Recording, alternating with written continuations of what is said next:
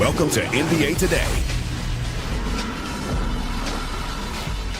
Well, we begin our show with breaking news because after 24 days of questions, we have the answer.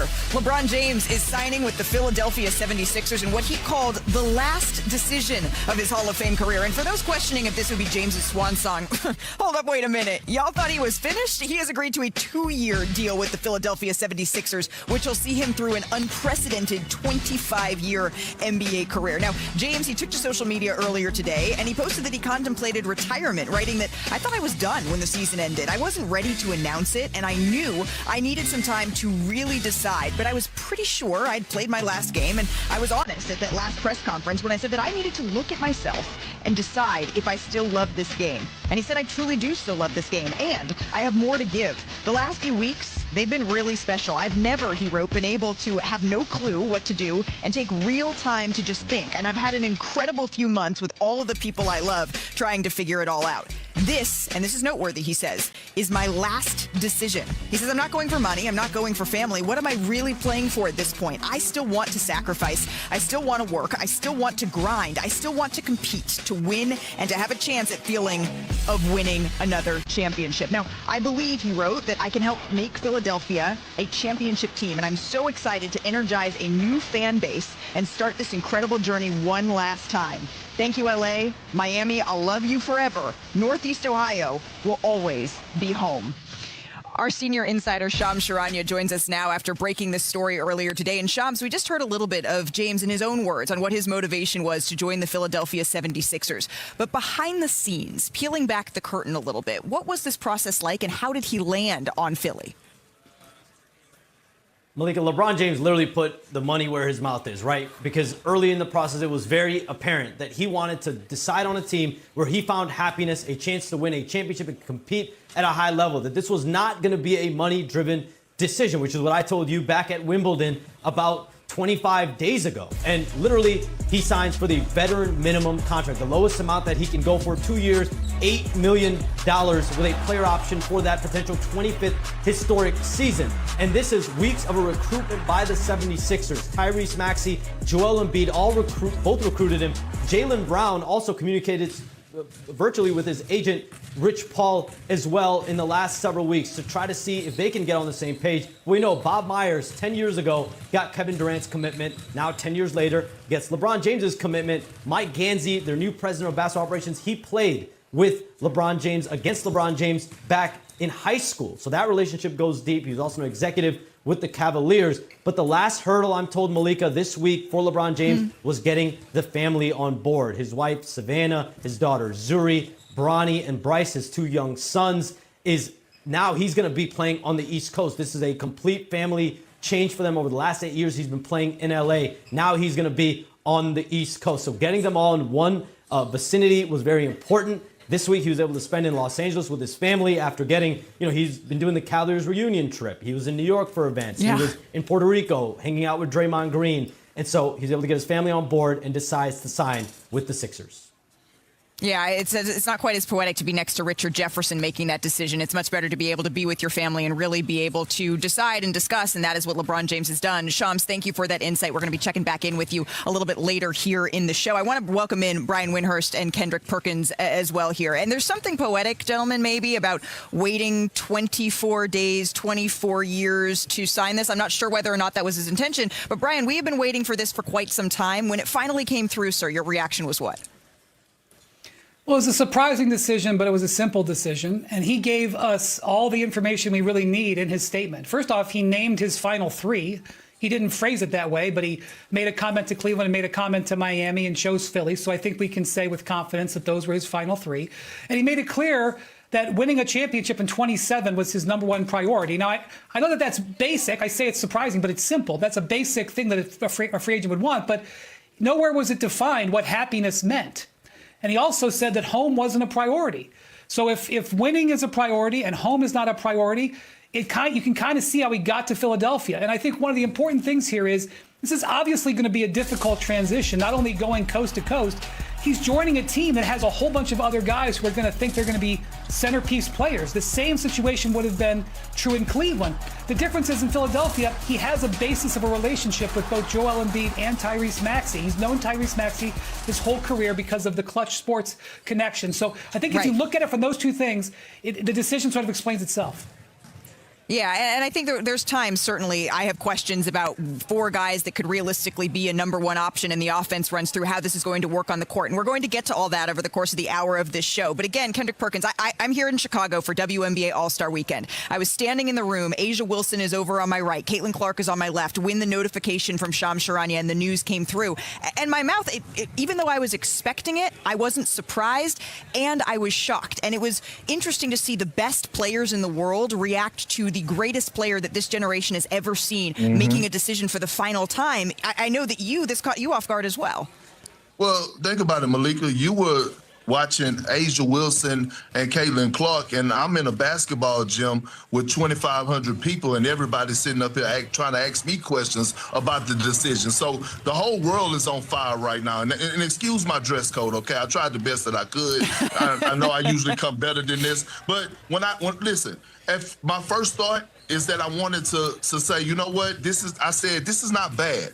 Matter of fact, this puts Philly right there up with the New York Knicks, right? They're going to be looking eye to eye with them. My second thought was, how big of a loss for the Cleveland Cavaliers, and we could dive into that later on. But then I looked and I said, oh, LeBron James have an effect on Joel Embiid? Joel Embiid, this is what he has been waiting on. He has been waiting on a guy like LeBron James to come in and not only play alongside of him, but be a mentor to him. I believe that we're going to see the best version of Joel Embiid because of LeBron James. LeBron James' IQ and what he brings to the table, what he brings off the floor, how to be a professional, how to take care of your body. We're going to see a different version of Joel Embiid, but also Malika, Wendy, you know, when I get to thinking, right, I thought about this. This is not a 2-year deal that LeBron James signed. This is a lifetime deal that LeBron James signed. See, everything LeBron James and Rich Paul do is strategically planned out for the future, right? And so I've got to thinking about their relationship with Josh Harris. I got to thinking about all the teams that Josh Harris owned, the Philadelphia 76ers, the Washington Commanders, right? And then I got to thinking about, LeBron James, after basketball, wants to be an owner. LeBron James loved the business side of it. How do you get in the business? You start by developing a relationship right now. So yes, he does want to compete for a championship, but this is bigger than just this 2-year, $8 million deal. But you're so right, Park, that when you're talking about the here and the now, Joel Embiid is certainly at the center of what Philadelphia and now LeBron James is trying to do. And remember, this isn't the first time that we have seen Joel Embiid attempt to recruit LeBron James to his team. Let's go back to 2014, right? Check this out. This is a recently drafted rookie Joel Embiid making his pitch to LeBron saying, hey, King James, hey, bro, I hope you're having a good day, which is what a polite thing to start with. You want to join us in Philly? Peace. So it only took 12 years, but eventually, right, that happened. I want to bring in our senior reporter, Ramona Shelburne here. Ramona, you are plugged in on all things 76ers. And Joel Embiid, his health is squarely in the center of the goal that LeBron James is trying to achieve here now, winning a fourth different championship with a fourth different franchise. How does that relate to this decision? Well, I think there's a lot of pressure now on Joel Embiid. There always has been pressure, but Tyrese Maxey became the face of this franchise last year. He took a jump forward that's been a while coming, and this is his team now. Joel Embiid is there, and he makes a lot of money, and when he is right, when he's the best version of himself, he is a difference maker. But we didn't see that Joel Embiid for a lot of this season, and when we finally did see him, that helped them beat the Boston Celtics. But I think part of the reason why LeBron James wasn't just an automatic yes here is he had to have a lot of conversation with Joel Embiid, trying to understand what version of him he was going to get. Look, they played together on the Olympic team, and Joel was hurt during those Olympics. You didn't see he had a knee issue that he was dealing with there, and Perk, you alluded to it with the habits and the professionalism. And let's see how that fit goes, because if it goes well, it could be the best thing for Joel Embiid's career. It could be great for LeBron James, but if it goes poorly, there's a lot of pressure on Joel Embiid there. Brian, what do you think of that?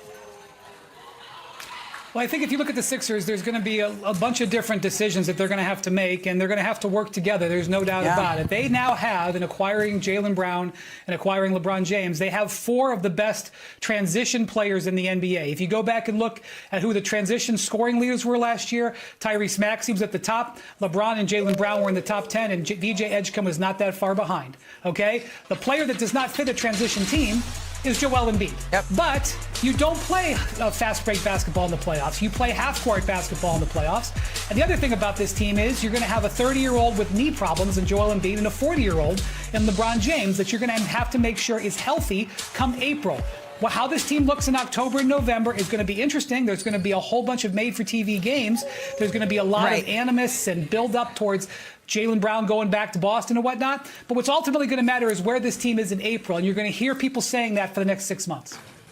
Right, and that feels like a perfect Christmas game, maybe a Boston-Philadelphia 76ers clash that we could see on the holiday. But you're right, Brian, that when LeBron laid out his very thoughtful, very thorough statement, he did indirectly mention the other teams, or very directly actually, mention the other teams that it was down to and he was considering. And I think a lot of us, and I'll put myself in that camp, was thinking that maybe it would be a hometown reunion with Cleveland or the poetic ending of going back to Miami. Ramona, why wasn't it? You know, I spoke to Rich Paul about that about an hour ago. And he said for a lot of the time he thought it was going to end up being Miami. That seemed to be a nice fit in that story. But he said, you know, when you've been to a place before, when you've won in a place before, if you go back, it may not be the same. You kind of want to leave those memories where they were. You want to leave those memories as they are. And they had a great time together when he won 2 titles down in Miami. You'll never top 2016 in Cleveland. I mean, that was an amazing story to cover, an amazing run. And so I think this appeal of something new is attractive at this stage in his career. Plus, let's not forget about Tyrese Maxey. I can't say enough about what a ray of sunshine this guy is, and LeBron knows it. Like, it's the kind of guy you want to play with. And Jaylen Brown, that's another LeBron type player. Somebody he's going to grind. You know, Jaylen Brown's doing the underwater training, and he pushes himself. So there's going to be a race to the gym in Philly every morning. Who's going to get there before 5 a.m.? Does LeBron go to Philadelphia without Jaylen Brown having gone to Philadelphia? Do you think? I don't think so. No, I I see don't. across the board shaking heads. And I don't. And let me say this. Cleveland actually should be kicking themselves in the ass right now because they actually look bad and they lost in this situation. LeBron James, like this situation was drawn out because LeBron James was trying to be patient with Cleveland to see if they were going to do something. I believe that if Cleveland would have pressed the go button and would have traded for Jaylen Brown first, whether that was giving up Donovan Mitchell or Evan Mobley, LeBron James would have went back to Cleveland. But since Philly not only was pursuing LeBron James, they actually made a move that made them eye candy. And so again, when you look at their situation now, I don't care. Everybody's talking about, well, how are they going to play? What style are they going to play? We all know how great of a coach Nick Nurse is. He won a championship. It's not going to be hard to get those guys to buy in. I'm pretty sure Tyrese Maxey, Joel Embiid, they're tired of being miserable over there and falling short every single year of not living up to expectations. I'm pretty sure Joel Embiid is going to be ready to sacrifice. And when you think about this damn Bob Myers, man, I miss him at our network, but Bob Myers, once again, while everybody was talking about how Pat Riley always land these white whales, well, what the hell is Bob Myers doing? Because first it was KD to Golden State, and now it's LeBron James to Philly. And I get it. Mike Gansey, he's going to do an outstanding job. He's leading the charge, but Bob Myers is overseeing everything. And the fact that they landed LeBron James, and they going to deliver a championship in Philly, which they damn sure can. Hey, listen, Bob Myers need to get a whole lot of recognition with this. That was preacher perk coming out on this. We still got 45 minutes left to digest this here. Still to come on Story Today. LeBron James will be taking his talents to Philadelphia to play for the 76ers in what he is calling the final decision of his illustrious career. And from the way that his newest teammates are reacting on social media, I would safe to say that they were a fan of his choice. What?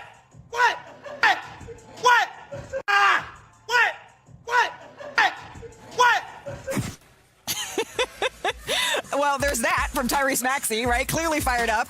And then VJ Edgecombe, on the other hand, he's just smiling through it all. He can't believe that this is his life.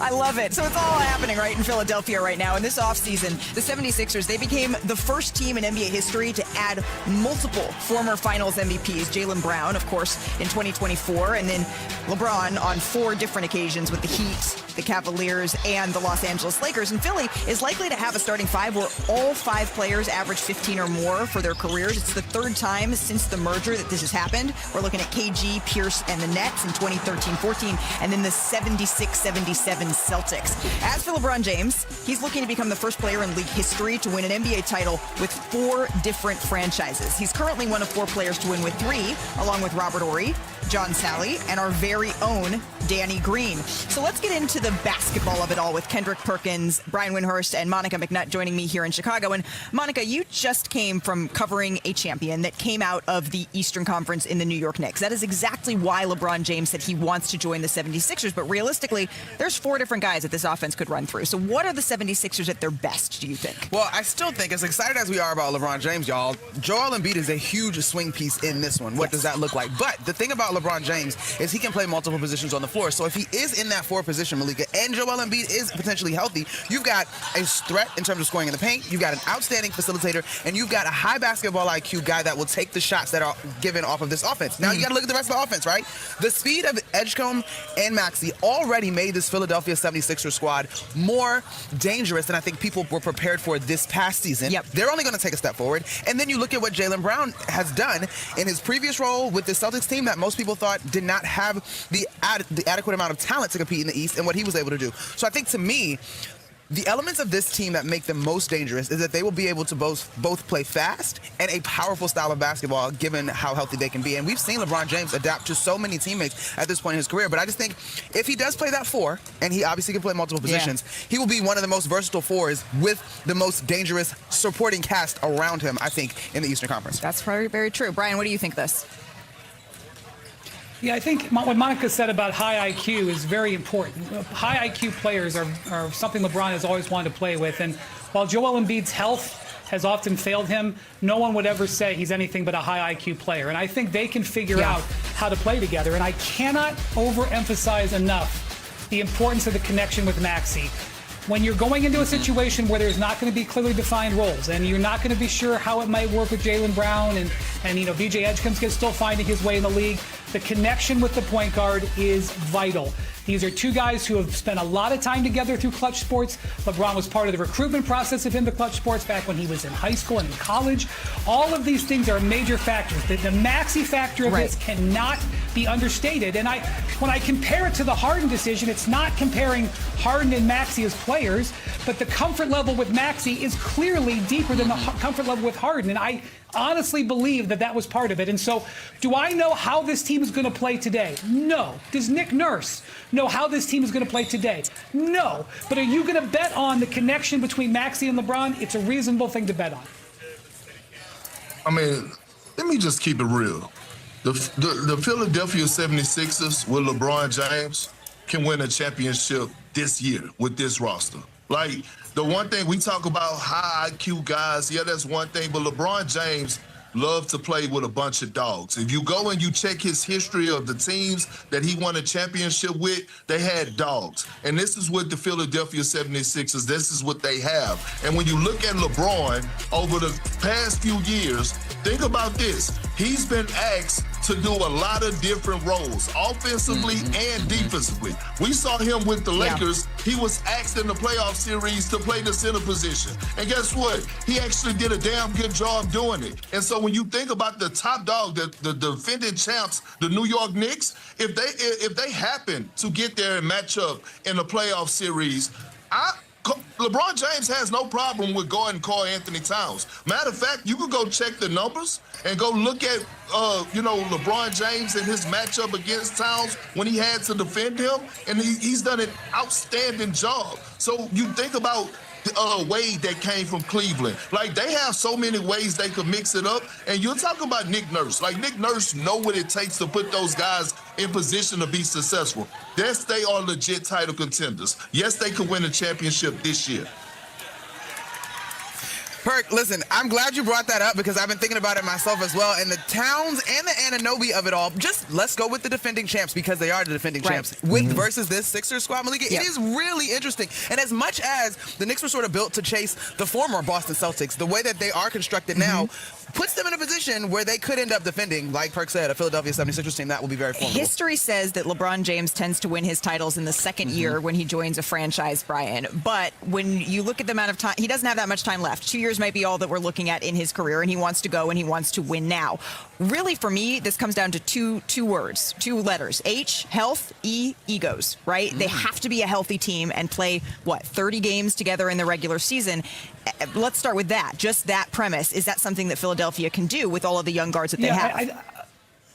I think that's very insightful, Malika. The thing about the other times that he changed teams, that those teams had to hollow themselves out to open up the cap space to sign him. So this is not comparable. The 76ers don't have to hollow anything out. They've got a fully built roster. So the expectation, like Perk was saying, should be to win immediately. But I think it is definitely, look, Jaylen Brown did not select playing for the 76ers. He has expressed an interest in making this a really successful situation. He didn't pick it. So to me, one of the key things I'm interested now in is the Jaylen Brown fit. We may all be paying attention to how LeBron fits because he's the one of the greatest players of all time. But to me, the work that the 76ers have to do now is with Jaylen Brown and explain to Jaylen Brown what his role is. Perk, don't give me that face like that. Fix your face, as you would say. This is the guy who was 6th place in MVP last year. This is the guy who carried his team. I think they got to worry about making Jaylen Brown comfortable right now more than anything. But I think Jaylen Brown is at a space right now where he wants to make the Celtics look stupid. And by doing that, is bringing a championship to Philadelphia. And I go back to Jaylen Brown. Yes, we saw him last year. Yes, we saw him showing the world that he actually could be a #1 option. But then go back to his championship years, right? His championship year. He shared the floor with Jason Tatum, Drew Holiday, Derek White, Kristaps Porzingis, and he found a way, and he sacrificed. And think about why he won Finals MVP that year.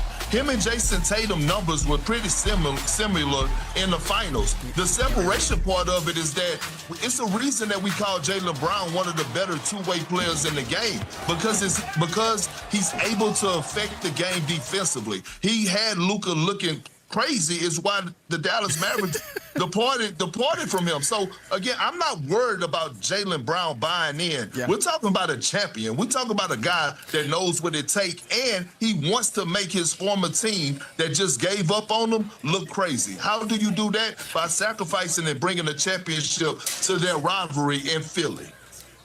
Yeah, and I think, Wendy, this is maybe where word choice becomes a thing because you're right. This is a new situation for Jaylen Brown, but I think at this point in his career, right, to your point, you didn't have to hollow out this roster to get LeBron James. He, in my mind, and I could be wrong, how do I take what is here and get them over the top, right? And so I think if I'm the Sixers, I'm looking at the guys that potentially are going to be with me longer than 2 years. Like, this is 2 years for LeBron James, right? And so I think Brown, Maxey, Edgecombe, that is your core. And I don't see, as we praise LeBron for the 23 seasons he's given us so far, like, he can fit with anybody. And I think the opportunity to fit with these guys and the speed that they will play with and the two-way nature that will be presented now, Malika, like, I'm not worried about LeBron. But that's the E that I was talking about in terms of egos, because we heard Jaylen Brown say, not that it's not his ego, but he has said that he has enjoyed the last season with Boston more than other seasons, and he was the guy in Boston last year as Jason Tatum was recovering. And so all I'm saying is when you're looking at the way that they want to play, and some of this may, Brian, take care of itself because of health, right? Some of this may take care of itself, but this is a team that they could play through any of these guys, and they're going to have to make a decision on this. Last word, Brian. Yeah, that's what I think too. And I'm already watching what the odds are doing, and I think the Knicks are still favored. There's no way you can evaluate the 76ers team for a long, long time. We can be excited about it. They can play big games. It's going to be a long time before we figure out whether they truly can win 4 playoff series. Well, and it's a good thing we have a little bit of time before we do that. We got a lot still to get to. We're going to be back, Perk, right. Well, LeBron James, he trusted the process. And this is from his statement earlier today. We've dissected so many parts of it, but this deserves a closer examination. When LeBron wrote, quote, "I thought I was done when the season ended. I wasn't ready to announce it, and I knew I needed some time to really decide, but I was pretty sure that I'd played my last game." Fast forward, he hasn't. He's now signed a 2-year deal with the Philadelphia 76ers, and we're joined by Brian Windhorst, Dave McMenamin. Dave, I want to start with you here because you were in the press conference that he referenced when he said that he felt like he was being honest and reflective there. What do you make of the fact that he contemplated hanging it up and not returning? And like I asked him actually in that press conference, I said, you've brought up the idea of retirement more than at any other point in your career during this season. How much time do you think you have left? And he's like, actually, I haven't brought up retirement. You guys have asked about it and I've answered questions about it. So I'm not so sure that, obviously I can't get inside the guy's head, but our conversations really after the first couple months of the season, retirement did not seem anywhere really on his mind or in his heart. There was still more basketball to play. Quite frankly, he was re-energized by the way he was able to perform in the first round of the playoffs against the Rockets as a primary option with Austin Reeves and Luka Doncic not being available. And so then it became about if he's going to keep playing, where's it going to be? And obviously Rich Paul said that at one point it seemed like he was going to return to the Lakers. Once that decision was made and the Lakers were off the table, then the other contenders came to the forefront. And one thing I've said is people asked me today, did you think it was going to be the Sixers? Were you shocked? Were you surprised? I just never eliminated them because I knew they were a realistic option. So the fact that they still remain a realistic option 1, 2, 3 weeks into this process, you had to give them credence as a potential landing spot. So, look, I'm with Dave. I don't know what was in his head, but I watched that Rockets series. He had a 20-point, 13-assist game. He had a 30-point, 13-rebound game. He had like a 28-point near triple-double in the closeout game. He had very impressive stats against the Thunder, even though the Thunder were a monster opponent. He didn't look like a guy that was physically running out of gas. Now, mentally, that was his own decision. But I will tell you this, and this is something Sixers fans should take into account. LeBron's in much better physical condition now than he was a year ago. He sprained his knee at the end of last season. It slowed him down into the summer. Then he had that sciatica, which slopped his season. He's posting workout videos of himself at 5:30 a.m. regularly throughout this summer. He's in much stronger physical position, knock on wood that he doesn't have any setbacks. He's in much stronger physical position now than he was a year ago. So, maybe we just wanted to see how his body felt, but all signs were pointing towards LeBron having more gas in the tank, and I don't think it's an accident that he's considering a 2-year contract here. I don't think it's an accident that would mean 25 years. You can't predict the future with injuries, but I think LeBron thinks 25 years is in the realm of possibility, and that gives Philadelphia maybe a bigger window than we thought. What's interesting about this as well, though, is this feels like it was two separate decisions. He decided to leave the Los Angeles Lakers, and then there was this huge gap of time before at least he told the world, but it seems like he truly made the decision of where he wanted to go next. So can we just, for a final time here, Dave, kind of close the chapter on Los Angeles, because this does seem so separate. Why did he make the decision that he knew that it wasn't going to be L.A.?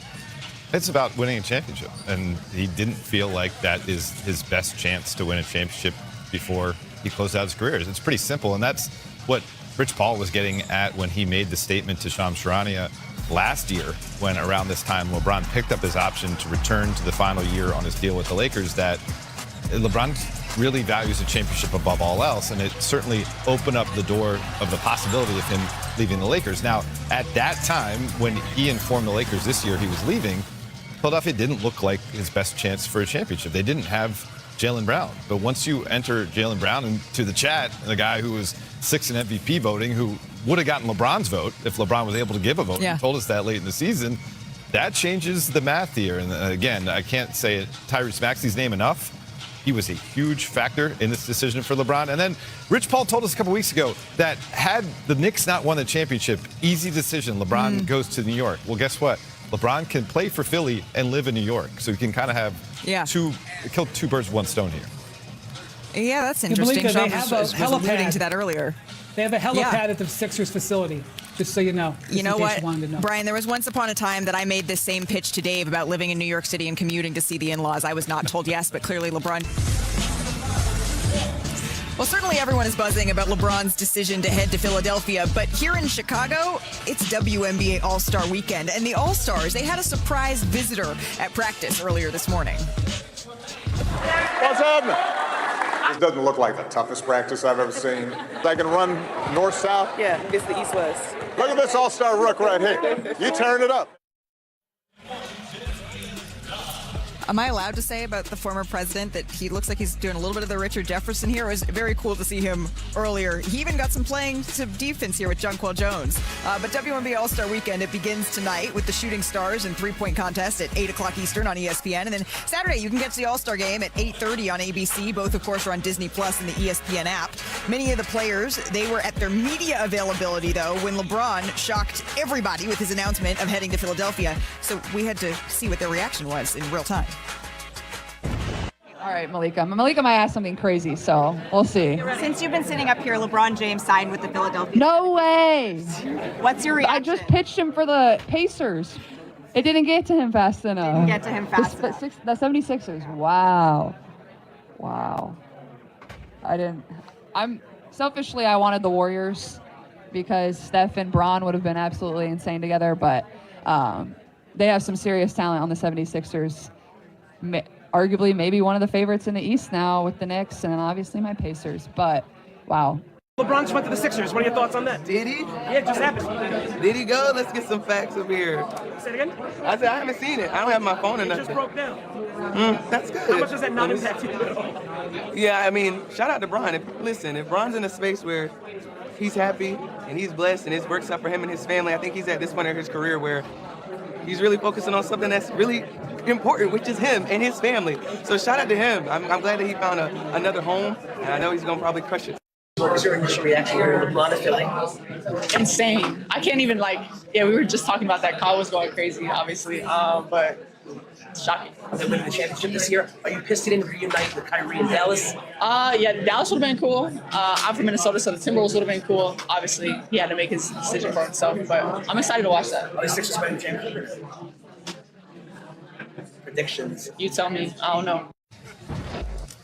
So Caitlin's chum said that she wanted to see LeBron maybe in Golden State. Paige is saying Minnesota. I appreciate that Asia Wilson said, no, I want to see the Shams reporting for myself before I'm able to react. But there are so many fan bases now, Shams, that are left empty-handed, at least in the LeBron James sweepstakes. So particularly for the Golden State Warriors, maybe even the Miami Heat, and certainly the Cleveland Cavaliers, how are they pivoting, adjusting? What moves can we expect next?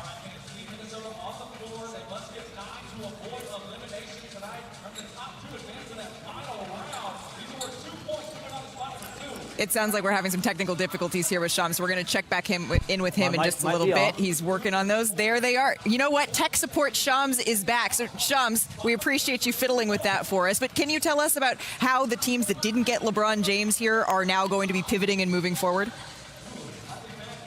Malika, there were several teams basically on pause for LeBron James. He had the whole league waiting on him. But let's start with a few of the final suitors for LeBron James. The Cleveland Cavaliers, the Heat, and the Warriors. And so now the Cavs, now that they're not having a reunion with LeBron James, they are going to move forward trying to get a deal done with James Harden. Will that be a 2-year deal, a 3-year deal? They also need help on the wings. So two players of interest there, Jonathan Kuminga and Mario Hezonja. But James Harden is a priority there. For the Warriors, Draymond Green's contract, he opted out of $27.7 million. That was done to try to give the Warriors a chance to go get LeBron James or trade for Anthony Davis as well. But now he will be back on the board trying to get a new deal done with the Warriors. He could go back on a 1-year deal at about the same $27.7 million, or they could decide to do a 2- or 3-year contract. The Warriors are also in play with Mario Hezonja, who played in the EuroLeague this past season. He was a top 5 draft pick about 11 years ago. And then we get to the Miami Heat of it all. They had a very compelling pitch with Giannis Antetokounmpo and Bam Adebayo, returning with Pat Riley and Eric Spoelstra. But now they will shift their focus to players like DeMar DeRozan, Bradley Beal. Could you find a player like a Klay Thompson on the buyout market? So those are all the types of big-name players that are awaiting potential new homes here. Yeah,